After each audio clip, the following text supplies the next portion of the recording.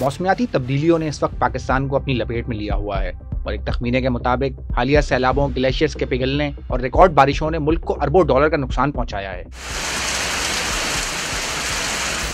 इस सूरत हाल से निपटने के लिए कभी क्लीन ग्रीन पाकिस्तान तो कभी बिलियन ट्री सोनामी प्रोजेक्ट शुरू किए गए हैं ताकि बड़ी तादाद में दरख्त उगाकर मौसमियाती तब्दीलियों का मुकाबला किया जा सके। मगर जहां एक तरफ दरख्त लगाए जा रहे हैं, वहीं कराची जो पाकिस्तान का कारोबारी मरकज और सबसे बड़ा आबादी वाला शहर है, में हजारों की तादाद में तरक्याती मंसूबे के नाम पर दरख्त काटे जा रहे हैं।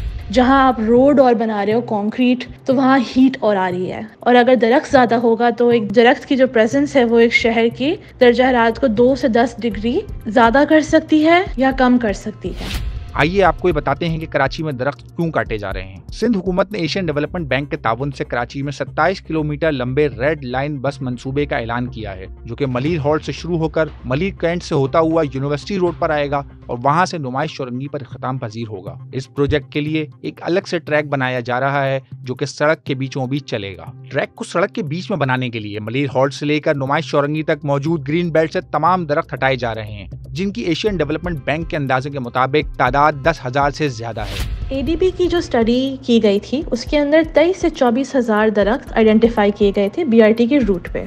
इस प्रोजेक्ट के लिए हुकूमत सिंध की जानिब से एक public sector company Trans Karachi के नाम से कायम की गई है। उसके chief executive officer Wasif Ijlal का कहना है, Detailed environmental studies have been conducted in coordination not only with the international lending agencies but also with the local agencies.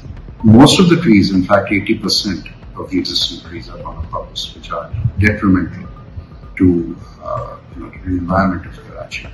For every tree that we take out for transplant, 5 additional trees will be planted, and these 5 trees are the ones which are extremely beneficial to the environment. We are going to plant 50,000 trees in Karachi. They should be at least 5 feet in height.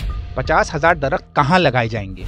So far 300 trees have been replanted at the Aladeen Park, where we will be developing an urban forest. The green belt will be reconstructed on both sides of the mixed practically. Not only that, but the pedestrian pathway would also be shaded by these trees.